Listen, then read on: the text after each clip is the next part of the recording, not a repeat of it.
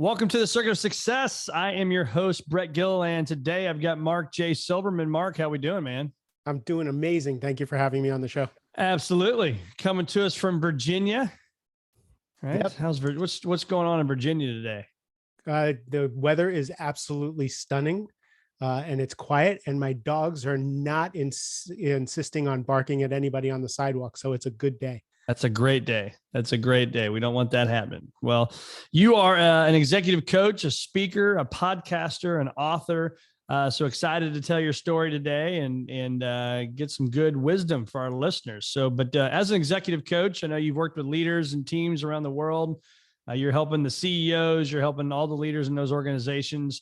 What I wrote down here is underlying behaviors and mindsets that sabotage all time management and productivity tools. So that's some good stuff to talk about, man. So let's dive in. But before we do that, Mark, if you could just give us a little lay of the land on what's made you the man you are today, and how did you kind of wake up to where you're at in the world that you're living in now? If I have to give any credit to what made me the man I am today, it would have to be being a dad, right? Yeah. Having kids made me the man I was today. Everything else, kind of came with the package. But when I became a dad, everything started in earnest. One of the things I found out was that I was severely ADHD when we had my kid tested. So we went to the doctor, and we all got tested because, we didn't want him to feel singled out. And the doctor says, who's off the charts, and I don't even know how he functions. And I'm like, yeah, my kid, right? And doctor points to me. And I was in my 40s at the time, and that was like a revelation. I now understood why it took me so much effort to do normal things. I was a high achiever, but it was always at the end of the quarter. It was always just in time. I would do big things, but not little things. And, you said, but before we turn the microphone on, you talked about, being extraordinary at the ordinary things. Yeah. Those of us who have ADD are really good at the extraordinary, and we have trouble with the ordinary. So those steps get missed. So for me, I was having trouble. I had left my corporate career. I was a high-tech sales guy really quite successful there. But again, always the hockey stick at the end of the quarter. Yep. Because the sense of urgency wasn't there. And I kind of liked being the hero. That helped my dopamine hit, Silverman brought in the last $3 million we needed for that quarter. Right. When I became an executive coach, I became an entrepreneur. And they didn't tell me that when I became an entrepreneur, I no longer had kind of a jerk sales manager, looking over my shoulder, telling me what to do. So I'd be sitting in my office, not doing a lot of the things I needed to do to make this coaching practice successful. And it was frustrating to me because I knew to narrow things down to get to just a few things that were important, and I still wasn't getting them done. And the revelation came to me that, I generally do what I want to do, and I don't do what I don't want to do. So I decided I was going to get a PhD in how to get things done as a guy with ADD and kind of sitting in his office by himself. And I spent the summer of 2015 figuring out what made me tick and what made me not do things and what made me do things. And what I figured out was if I was excited about it, if I was interested in it, it got done really easily. If I wasn't, it didn't get done. So I started to notice that I would say yes to things that weren't really important to me. I would say yes to things because I didn't want to disappoint people. I would say yes things because I was afraid not to be liked or that kind of thing. Yeah. And I would do things because I thought they were a good idea. So what happened was I started collecting all this stuff. I wrote it into a book. I thought I would sell a copy to me and maybe my mother, and 1,500 copies sold the first day. And then over that month, people started giving this book to, CEOs and leadership teams and things like that. And I'd be getting calls about this great new system that I had come up with called Only Tens. And it was a shocker to me. So I was a guy with ADD trying to figure out how to get things done. And it seemed to apply to a lot of people in the world who are already successful. Yeah, that's incredible, man. And there's a lot to dive in there. It's funny when you say that about if you want to do it and you're excited about doing it, it comes easily. And I even go back as we're doing a little project in our basement right now with our workout room, making it a little bit bigger. And, you accumulate crap in your house, right? Wife, 4 kids, we got a basement, it's in our storage. It's like, oh my God, this is embarrassing. But we rented a dumpster. We're going to start throwing things out. And I can't tell you how productive I was in that day. If you'd have just said, hey, Brett, go down and clean the basement, I'd have been like, oh, I would not want to do it. But when you have the end in mind of what I could see the workout room looking like when it's done, when all this crap was out of there, then I was productive all day. Like I didn't want to stop, right? From sun up to sundown. And so it's just amazing. It just made me think of that when you were talking about that. So I guess that's probably the way you are, right? So the same thing, I have a basement story also. So I have this big unfinished basement, plenty of room for everything. We moved into this house, and my ex-wife sold her house. And she moved into an apartment, and my kids had all this stuff. My kids are out of the house. I'm a little older than you. And she said, can you take some of this stuff that we're holding for Zach and Jake? Can you take some of this stuff? And I'm like, sure. Nobody goes in my basement. I bought these shelves. We can just put them on the shelves. So we started. They had a lot more stuff than I thought that they want to keep from their childhood to give to their kids. My kids are more sentimental than I thought they were. So my basement just exploded with stuff. And plus I had a bunch of stuff that I had just never unpacked in the basement. And I bought these shelving units and I put them up and everything. And every day, every couple of weeks, I'd be like, I put it on my list that I really want to get the basement organized. I really need to get the basement. Yeah, and I have my gym in the basement. So my gym part, because I really wanted a gym in the basement, my gym part is beautiful in the basement. Yeah. The rest of the basement is crap, right? So it wasn't a 10, it wasn't a 10, it wasn't a 10. And one of the things that I know about myself is if it's not a 10, it's never going to get done. If it's a 10, it'll get done. And then one day I was just kind of in my office and I thought, oh, you know what? I need a new shelving unit. Because they brought more stuff over. So I ordered a bunch of shelving units. As soon as the shelving units came in from Amazon, I brought them downstairs, I put them together, and all of a sudden it was a 10. All of a sudden, you wouldn't think I have ADD. You wouldn't think that I procrastinate on anything.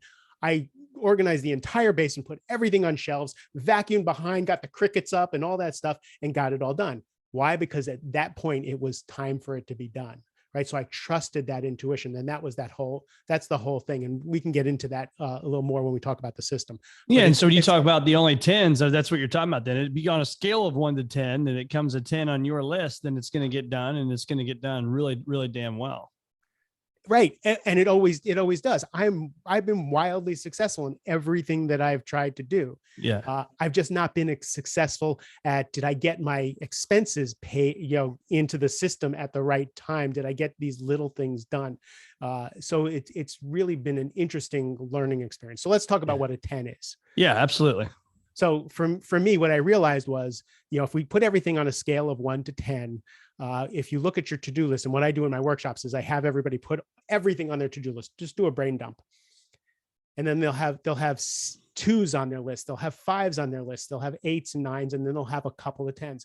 And I'll explain to them. All right, so what a 10 is it absolutely must get done by you, and it must get done by you today. Right. So it's 10. When we do a 10, it's only for today. We can expand that out to the week's 10, but right now I'm looking at today. It must be done by you, and it must be done by you today, or you have juice to do it. Like you're excited. Like when I got excited, when the shelves came from Amazon, I got excited about organizing the basement, and I trusted that, right? There were other things I should be doing, editing a podcast, writing, another chapter in my book, following up for a client, but I had juice for it. So I trusted it and I went with it. So then when they start looking at what their 10s are, and usually they're like, I'm so overwhelmed, I have so much to do, everything's on my plate. When they start looking at everything and there's only a couple 10s, I say, okay, now what on your to-do list now are 2s and 5s and 8s are somebody else's. Somebody else put it there, but you didn't set a boundary, right? So somebody put something on your plate and said, you should do that. What's on your plate because you think it's a really good idea? It should be done. It's really such a great idea. I can't tell you how many ideas. I'll make money on this. It's really a good idea. And I never get to it. How many things are on your to-do list that were on your to-do list yesterday, the day before, and the week before. And it's just a placeholder because you don't want to forget about it. Great. Now I start crossing those things off, right? And the 5s go away and the 2s go away and the 8s go away. And then we get to the 9s. And that's where people like hold on for dear life. Yeah. And I'm like, so was your 9 on your list yesterday and the day before and the day before? Yes. Are you really, and I get them to see that they're never actually going to get to it, or it's something they don't want to do and really should be delegated, right? I work with a lot of CEOs who are doing things that just shouldn't be on their plates, and they never seem to get them. They're visionaries. If you're a CEO, you're a visionary. You're not a nuts and bolts person. But the conversation I have with a lot of my guys is they feel useless when they're only in their zone of genius. So when they're only in customer meetings, when they're only setting vision and strategy, when they're only doing, going on podcasts and doing, they feel like they're not really doing anything. So they really have to go over the expense reports, or they really have to go over these things. And then they realize that they're doing that so that they can have this feeling of control. Once I get all those things done, you only have 1, 2, or 3 10s every single day. What I learned over that summer when I was writing the book was if I only had 2 or 3 10s during a day, I committed to doing those things, right? One of the things that killed my self-esteem and kills all of our self-esteem is not keeping our word to ourselves. So let's say you say, I'm going to lose 10 pounds. And it's a week later, and it's a week later, and it's a week later, you lose 10 pounds, or, I'm going to go to the gym this many times, or I'm going to, you say you're going to do something and then you don't keep your word to yourself. Right. Internally, that just knocks down your self-worth and your self-esteem over and over and over again. So for what I said was, if it's a 10, if it's 11:59 and I'm in bed and I remember I didn't do it, I'm getting out of bed and I'm going to do it. So I started keeping my word to myself, and I started keeping my list unbelievably small, so that if I said I was going to meditate, I meditated. If I said I was going to send out a proposal, it went out. And what I found after 2 or 3 days was I started doing my 10s, and then I started looking at the rest of my list that I wasn't looking at that were 10s for another time. And I started getting more productive. I started doing things that I actually was excited about. And I started following my intuition. One of the things that happens when you get out of overwhelm is you start to get that gut feeling. And that gut feeling is when you pick up the phone and you call a prospect at just the right time with just the right message. Yeah. And you start following that. And business exploded, and everything changed from there. Yeah, I think there's power in getting something checked off of your list. I use our mission statement here: future greater than your past, helping people achieve a future greater than your past. I have a journal I've created from the last 20 years of stuff. And for me, I find when I'm in that journal and I'm actually coloring in a circle and I'm getting something done, there's power to that. And then it's like, okay, now let's make it a game. So I think if people can have a to-do list, whether it's on your phone, on paper, I'm a believer in putting it on paper, but that highlighting it or circling it or scratching it off, there is a massive amount of power there. And so don't overlook that, and use that to-do list as a place, as a work plan, a blueprint, if you will, to have a productive day and a productive life. Right. And then, but getting those 10s, like you said, done, now all of a sudden you are going to the other 10s that are weeks away, or the 9 or the 8 or the 5. Right. And because you just want to keep checking things off the list. Yeah. But see, I won't let my people do the 9s and the 8s and the 7s. Because again, if they didn't make it to 10, there's no reason to be spending time on it. I'd rather them go skiing or something. But again, one of the things is it's a badge of honor to check things off of your list. The question is, are you getting your self-esteem from just being so productive because you're checking things off your list, or are you checking things off your list that are going towards the thing that is important in your life, right? So if there's certain things that have to happen in your business, and you're checking off the things that actually move things forward that are yours to do. And part of what is yours to do if you're in leadership is the accountability, is checking on the things that you delegated, giving feedback and doing that particular thing. But have you checked off the thing on your list? Are you going on a date with your spouse? Have you done the things with your kids? Are you actually doing the things that are important to you? Because I'll work with people who procrastinate, and I work with people who are workaholics. And they both get their badge of honors from a different place. But those people who are workaholics, they just love spinning their wheels and getting things done and doing, because they're avoiding the rest of their lives. So how do we make it so that, we do this 7 habits of highly effective people, of essentialism, of all the books that were ever written on what your values are? How do we actually, work with our internal, guidance system to spend the time on those things? And that's what I've always had trouble working with. And that's how I came up with this for myself. Yeah. And I think too, I 100% agree with that. I think where I was even saying is the things that maybe an 8 or a 6 or a 5 are things that have to be done. They have to be done by me, and I need to do them today. But I think was that using the ADD analogy there for me is, if it's not a 10, like I'm fired up about it, but we still all have things in our life we don't want to do. Right now, I can build a team around me and have that delegation, but there's still something I need to make that one phone call. And if I'm not excited about it, but I still got to go do it. No, but see again, if it has to be done and you're not excited about it, then it's a 10, right? If you said you were going to call someone on Thursday, that's okay. So that's where Thursday, I guess that's okay. That's so I want to be really clear on that. I'm really asking people to be ruthless. Yeah. If so it can't make it to a 10, if it can't make it to it, really, either it really has to be done. So let's talk about what for me, the driver isn't ever the thing on the list. It's everything on your list has a qualifier. So everything on your list either is a consequence you want to avoid, yep, or a reward that you want, right? So let's talk about that phone call that you want to make, that you don't feel like making, but you need to make. The reward is, oh, I will call them, maybe I'll make a sale, or I'll call them and I'll fix a problem, right? Or, if I don't call them, I want to avoid not keeping my word. That sometimes for me, the 10 is just, I want to be a person who keeps their word, right? So then that's how I elevate it to that level. If I said I was going to do it, I'm going to do it. So the other qualifiers, again, for me, it really confronted my internal clock. I can look at someone's to-do list of what's on there and what's not, and tell you how they were raised, what they're afraid of, what their personality type, right? So for me, if I look at a list, if I look at my list, what is it that I'm afraid to delegate? Am I holding on to control for something? So I'll confront each thing. Am I afraid to set a boundary? And that's where the difficult conversations come in. So once I decided I was going to be committed to my own life and getting my own things done, all of a sudden now I had to have difficult conversations of setting boundaries, of asking for help, of creating agreements, renegotiating. I said I was going to do this for you Thursday, but I actually can't get this done for you by Thursday. Is it okay if you have it by Monday? Right? All of a sudden I've now alleviated some stress. And those difficult conversations is, for me, where life starts to happen. My relationships become more honest. My relationships become more intimate. I feel better about myself.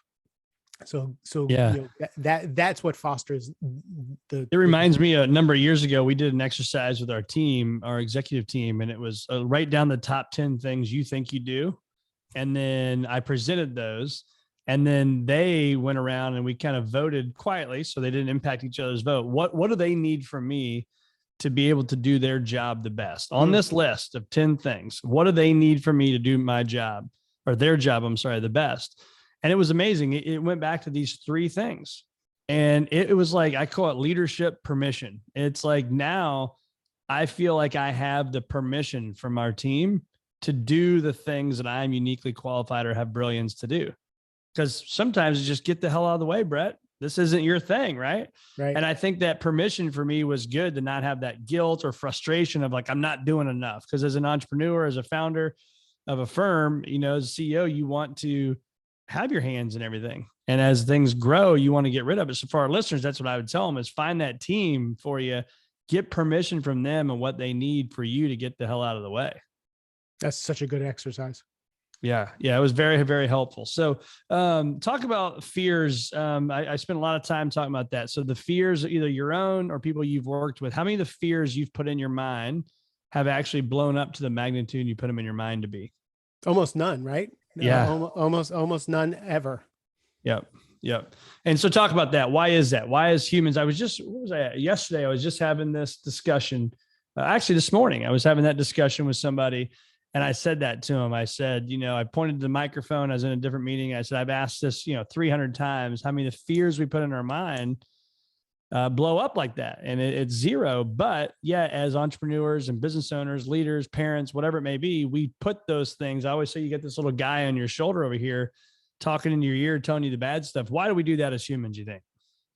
I think, well, one is because we won the DNA lottery, where our ancestors who were fearful and ran away survived. The ones who were looking for danger and got out of the way, they survived. So that's part of it. But the other is, I think a lot of us beat ourselves into submission to be successful, right? So we think that we need to beat ourselves up to be motivated. We need to be scared to be motivated. A little fear, how many times have you heard, a little fear is a good, because I'm a little scared of living under a bridge, so it makes me work harder. Right. So that's kind of the whip we use. I was just talking to a CEO yesterday who has built multi-million dollar companies. He's a serial entrepreneur, just crushed it in everything that he's done. But he asked me if I could just, do his 10s with him every Friday for the following week, just for a month, because he's just not getting stuff done. And finally, he said, I think I did more this week than I thought I did, so I can feel good about myself. And I said, hold on. What's your success criteria for feeling good about yourself? Is it you checked off a bunch of these things? Right? It's not that you grew your revenue by 25% last year, right? Even though you didn't check off all the boxes and do the right things and all that stuff. It was so interesting to me that he was grading himself on the things he was terrible at, which was doing some of the day-to-day work. But the visionary stuff, every time he's in a sales meeting, every time he's with his organization, it grows. He's not giving himself the credit for the zone of genius, but instead he's got to beat himself up because he didn't get all the things on his to-do list done. Yeah.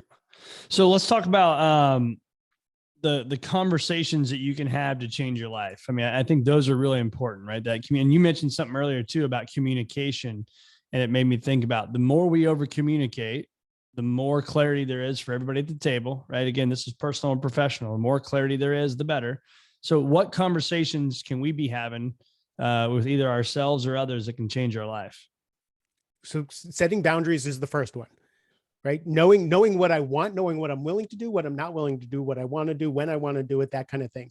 And having a self to come from, right? It confronts our sense of self-worth once we start to have these conversations. I can put in a book all day long that you need to set boundaries, you need to say no, you need to do all these things. But if we don't work with those those childhood fears and those traumas and the things inside that keep us from doing those, we're never going to have success. Yep. So every time I think I'm going to go have a conversation, I notice what's going on with me and what's stopping me. And then I'm able to get support and go have those conversations. So setting a boundary, saying no. I can't, I don't know how many, I don't know if you're a people pleaser in any way, shape or form. I'm a recovering people pleaser. Saying no to me it was like death. Because like I'm my personality type, I'm an Enneagram 2, right? I'm the helper. I get my value by how much I've done for you and how much you thank me for how much I've done for you, right? That's where I get paid. So for me to say no is like a little death. And it wasn't until I started to deal with that I realized I could say no. So one of the things I teach people who have trouble saying no is, instead of saying no, why don't you say, may I get back to you? So that gets rid of the automatic yes. You're not saying no, but now you can think about it. So may I get back to you? Now you can phone a friend. You can think about it. You can decide what is it that you are willing to do, want to do. Where is your choice in this matter? And then you can go back 5 minutes later, 1 minute later, 2 days later, and say, yes, I can do this, or no, I can do this, but I can do it next Tuesday. The other things are asking for help. How are you at asking for help when you're overwhelmed with stuff or you can't figure something out? You good at picking up the phone and just saying, I don't know how to do this? Yeah, I think so. I mean, it depends on the thing, because sometimes, your pride can get in the way too and be like, I'm just going to grit through it and get it done and I'll figure it out or I'll do the research. But I've learned as I've gotten older that, I can save a bunch of time and energy and emotion by calling the person that knows how to get it done and get it done the right way. And I can learn. If there's someone on your team who is spinning their wheels on something and it's not something they can Google, right? Yeah. But they can call you and say, hey, I'm working on this thing. I just need this piece of information. You give it to them, you send them off on their thing. So asking for help is another difficult conversation. Yep. And the biggest conversation that I have to teach people is the feedback accountability loop. So, how many times have you had expectations of people where they've let you down because you just have this expectation that they're going to do their job, they're going to do their job well. And you haven't had an explicit conversation of what their job is, what it is you'd like to see them do it, and at what level you'd like to have them do it at, right? Have you created an explicit agreement there? Now, once you've had the agreement, have you gone back and checked on that and given them feedback on how that went? That's another difficult conversation because people are like, they just should know how to do their jobs. Right. And that's just not the case. So, if you have a teenager, like, you can have expectations all day long that are not going to happen. I used to have my kids sign, a document that said, we had this conversation and this is what you agreed to, because they would forget. Doesn't work every time. Employees are the same way. Yeah. So I think, I hear those set boundaries, asking for help. I call it the power of no, feedback accountability loop. I think the key to that is a process as well. And I would assume you're a pretty detailed, disciplined person. So what is that process like for you to be successful and win your morning or win your day? What's that look like? Well, for me, I'm not a detailed person at all. And I'm disciplined because I know the things that make my life work and don't. So I'm up at 5:20 every morning. I'm on my meditation cushion. I have all my stuff together. I go and have coffee. So can I stop you there? So when you say all my stuff, let's dive into the weeds here, because you're a big picture guy, just like I am. But I'm learning we got to get in the weeds here so we can get the real nuts and bolts here. So my meditation cushion, and you said all my stuff. What is that? So it's usually pen and paper. Okay. It's usually a book of some sort that I like, and I kind of mix it up. I don't like having a morning routine where I do everything the same all the time. Sometimes it's reading, sometimes it's journaling, sometimes it's meditation, sometimes it's prayer. Like it's all kinds of different stuff. But I'm always on the cushion at 5:20 in the morning, ready to go.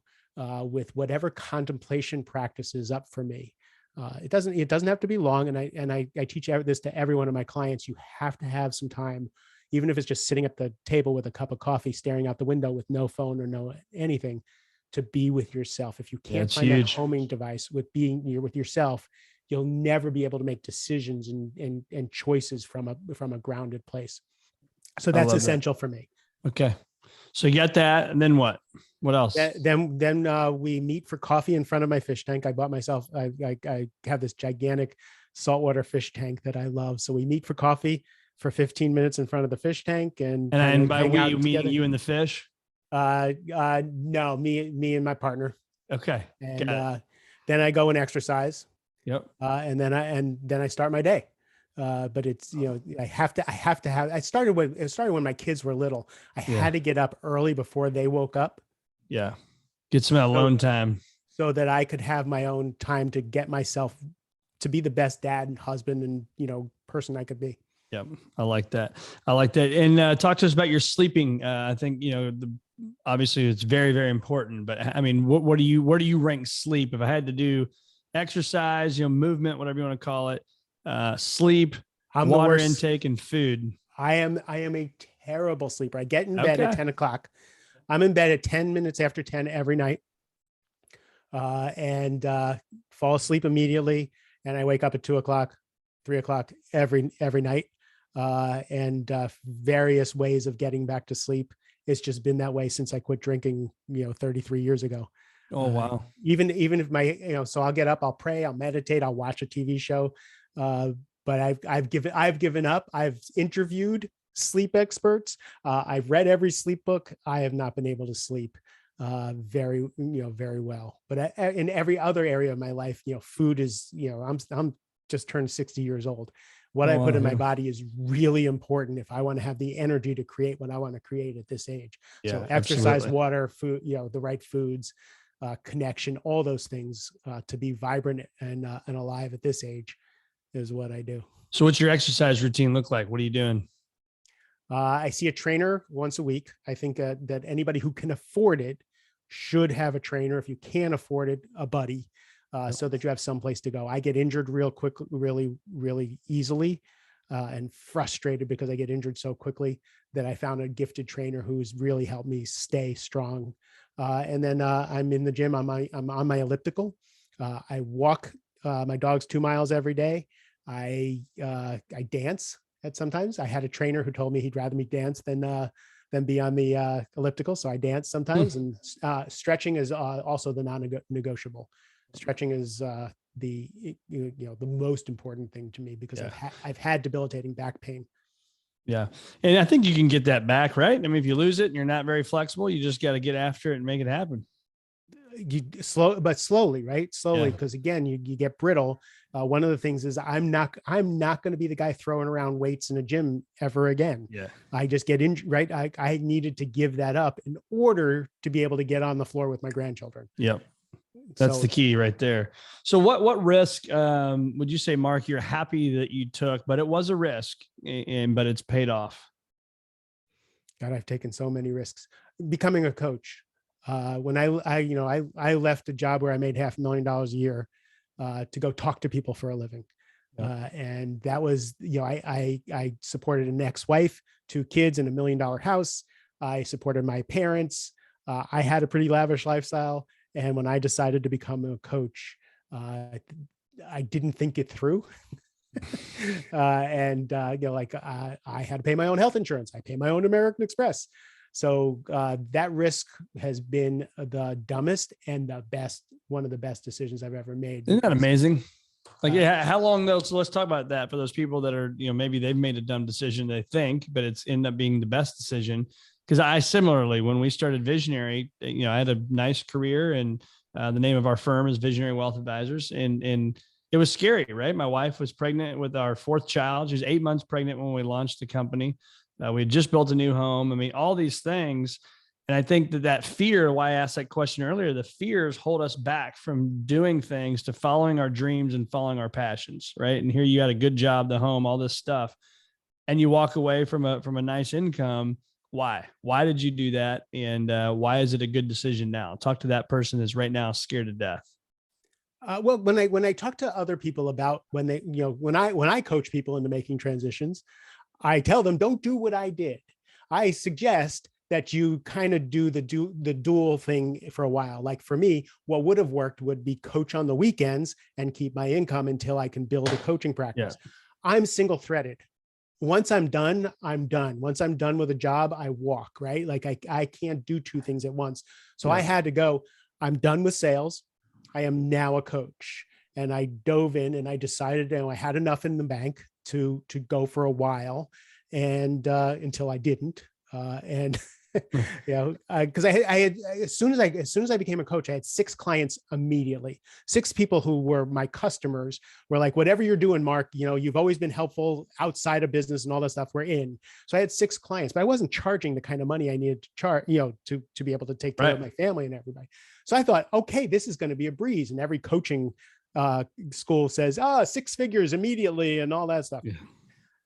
So, I got to 6 figures pretty quickly, but that wasn't even enough to take care of everybody. Sure. But, diligence, doing my own work, creating my business, working really hard.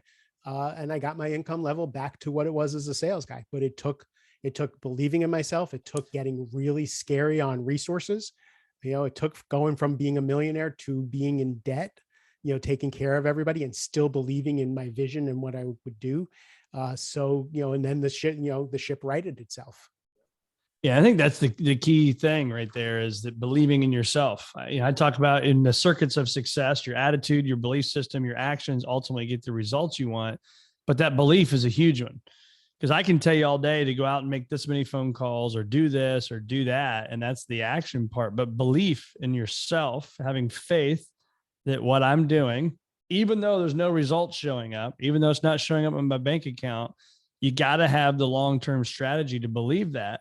And then the results will show up, but it's really, really hard in the moment. The way I did it though, is also, again, that contemplation practice, right? So for me, getting really quiet, having a relationship with what I'll call God, and feeling that guidance when I know that my guidance is, in alignment with where I should be, even when things look like I shouldn't be doing it. But I don't trust just that. I have a posse of people. I have my group of people who I trust, who also say, no, you're still on the right path, who will tell me if no, dude, you really need to go get a job. You're kind of not on the right path. Even my ex-wife was like, who depended on me. She wasn't working. She was like, you were born to do this. I trust you. I believe in you. I support you. So I had both people, I had my own inner guidance, and every step of the way I checked in. Am I doing the right thing? Am I misguided in some way? And that's how I knew the compass was pointed in the right direction. What would you tell, you said you're 60. What would you tell your 40-year-old self right now? Stop buying Mercedes and Lexus. Like a Chevy is just fine, Danny, because I grew up poor. So once I could afford it, I love driving nice cars. And when I stopped having that income, I still, bought my nice cars and lived a certain lavish lifestyle. So that's one of the things I would say. And the other would be to start writing earlier. Okay. Trust yourself and write it. Put it on paper, huh? Well, writing books, I've had a couple books whose time came and went, and I just didn't hunker down. So I'm writing this next book, and committed to having this done now. I love it. So Mark J. Silverman, where can our listeners find more of you? They can go to markjsilverman.com. And if they go there, actually, I'm going to give you a URL. It's going to be markjsilverman.com/circuits of success.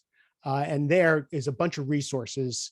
A lot of my clients have ADD and refuse to read my book. So they want like little 5-minute videos of everything I talk about. So I put those on a webpage for your listeners. Oh, and thank you. I put a free copy of the book on the webpage also. They can download it for their Kindle from that webpage. Awesome. Well, thank you very much. We will put that in the show notes as well. Send people your way. And Mark, if you're in the St. Louis area, man, look me up. We'll connect. Awesome. Thank you. Thank you for a really great interview.